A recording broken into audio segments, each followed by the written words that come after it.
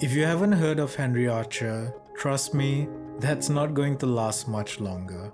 This Danish microbrand has been gaining a lot of attention lately, and for good reason. I've handled my fair share of microbrand watches, but nothing prepared me for the quality, attention to detail, and value you get from this new Westerhoff. This watch is practically perfect, and based on what you'll see throughout this video, I think you'll understand why I'm saying that. Let's start with the case. The finishing is done to an extremely high level. The brushing is so fine it's almost satin-like, and the polished chamfers are crisp and defined. Even with those crisp transitions, what really impressed me was how soft they felt to the touch. I tried rubbing my finger against every part of the case and I just couldn't find a single hot spot. The crown has a nice size and grip, and it's buttery smooth to screw in and out. There's also an anodized ring that complements the colored accents on the dial. That's a really cool touch. This case is incredibly slim. The 10.45mm height makes it sit close and comfortable on the wrist. Now you'd expect a watch this slim to have 100 meters or maybe 150 meters of watt resistance, but I don't think I've seen a 200-meter automatic watch that's this slim, and there are some impressive engineering and design decisions behind that. To get 200 meters of watt resistance, they had to use a crystal that's twice the thickness of their 100-meter watches. But instead of using a raised crystal to get that extra thickness, they went the extra mile and used the Miyota 9019 movement, purely because the hand height on that movement is shorter than the more common 9015.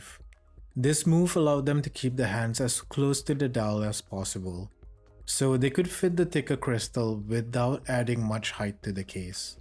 Now this was completely unnecessary, but that's what I call going the extra mile. Looking at that crystal, it's a flat sapphire with a good amount of clear air coating on the underside. It does a great job dealing with reflections, and the clarity is excellent. Onto the dial itself, it has a circular brush finish that gives it a subtle sunburst effect. The Vega colorway I have comes with this beautiful pinkish lilac tone, but if you're not a fan of this color, they have other options that look stunning in their own right. The blue accents they use complement that lilac dial, and they come together to make the whole dial pop. This is a really good looking color palette, and I found myself staring at the dial so many times without actually reading the time. It's just that stunning to look at. I love how chunky the indices on this watch are. They add a ton of depth to the dial because they're so raised and three-dimensional. The bevel edges are beautifully polished, and the main hands are equally good looking. The brush in the center with polished bevels running down the side, and the overall legibility is excellent. I love the fact that they use a color matched date wheel. It just gives the dial a very cohesive look. Most of the time you won't even notice the date window, but it's there when you need it. Like the rest of the watch, the lume application is stellar. The blue BGW9 formula glows like a torch. It's consistently applied across all the elements, and it's easily going to last you the entire night. Onto the movement. As I mentioned earlier in the video, they went with the Miyota 9019 to keep the watch as slim as humanly possible, but they didn't stop there. They even designed a heavier custom rotor to wind the movement more efficiently. They've also custom designed the middle bearing to reduce rotor wobble, so you don't get that loud rotor noise you sometimes get with Miyota movements. Again, just unbelievable attention to detail. If you're a bracelet guy like I am, you're going to love the bracelet on this.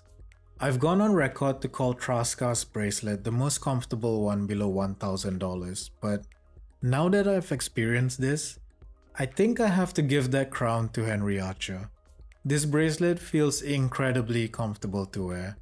The articulation is buttery smooth, and like the case, there are no sharp edges or hot spots. And those bevel edges just give it an extra touch of refinement. The clasp has a toolless adjustment function, And it even comes with quick release spring bars if you want to switch it out for straps, which I don't think you'll be doing because of how good this bracelet is. But the icing on the cake is that annealing fitment.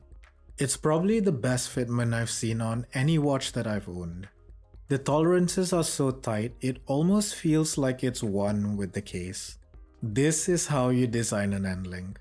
Other brands should stand up and take note. Now, there is one complaint I have about this watch, and that's the case size.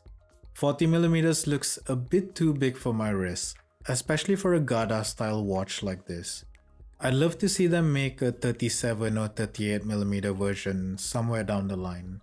But besides that very subjective sizing issue, this watch is practically perfect. You're getting an incredible design, fantastic build quality and specs, and frankly unmatched attention to detail. How much do you expect to be paying for all this? Well, the Vesterhoff retails for $500.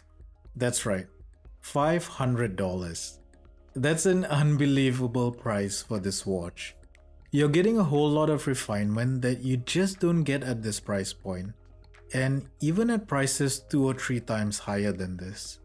I honestly don't think there's a better value out there in the watch world, and think I've just found my new favorite Microbrand.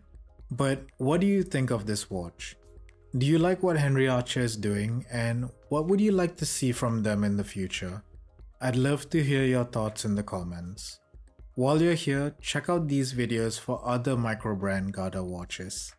Thanks for watching, subscribe if you like the content, and I'll catch you in the next one.